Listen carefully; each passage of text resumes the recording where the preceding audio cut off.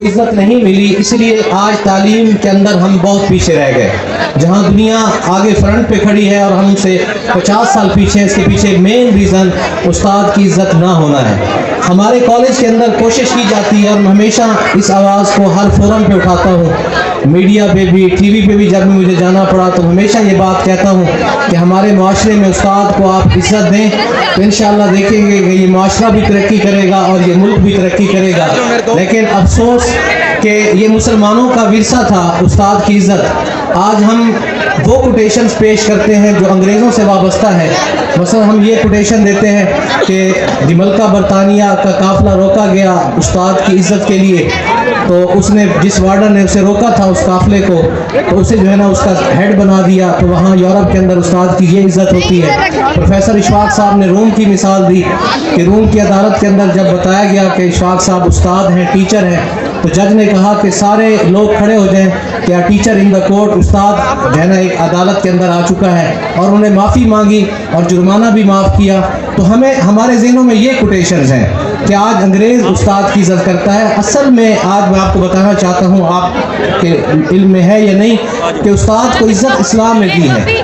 سب سے پہلے ہمارے نبی محمد رسول اللہ صلی اللہ علیہ وآلہ وسلم جب جبرائیل علیہ السلام آتے تھے آپ کے پاس وحی لے کر، تو آپ ان کے ادب میں کھڑے ہو جاتے تھے۔ حالانکہ مقام میں ہمارے نبی ان سے 1000 گنا، لاکھ گنا، کروڑ گنا زیادہ ہیں۔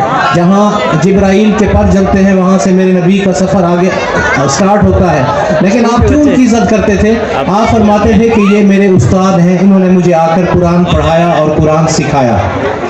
ایسے میں اپنے کئی اکابرین کی مثالیں آپ کے سامنے پیش کر سکتا ہوں، اپنے مسلمان لوگوں کی مثالیں پیش کر سکتا ہوں۔ ہارون رشید بادشاہوں میں سب سے بڑا لکھا بادشاہ تھا، اور اس کی سلطنت اتنی وسیع تھی کہ ایک دفعہ وہ اپنے محل کے اوپر کھڑا تھا تو وہاں سے کچھ پرندے جا رہے تھے، تو اس نے کہا کہاں جاؤ گے، میری زمین سے تو باہر نہیں جا سکتے۔ اتنا بڑا بادشاہ، امام مالک ان کے استاد ہیں، اور ان کی رسپیکٹ کیسے کرتے ہیں کہ امام مالک فرماتے ہیں کہ پڑھنا ہو تو میرے پاس چل کر آؤ، وہ کہتے ہیں کہ میرے پاس آؤ، وہ کہتے ہیں نہیں میرے پاس چل کے آؤ، تو خود چل کے جاتے ہیں، اور یہ تک کہتے ہیں کہ اچھا چلو میں آپ کے پاس آتا ہوں لیکن آپ مجھے الگ پڑھائیں۔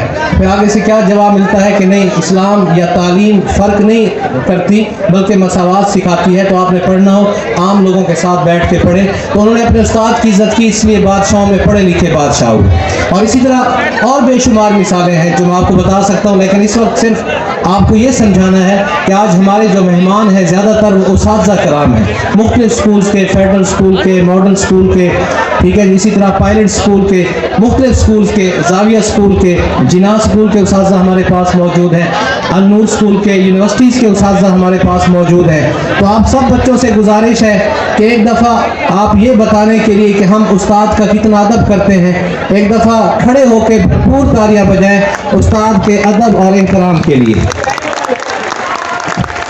تھینک یو جی، جزاک اللہ۔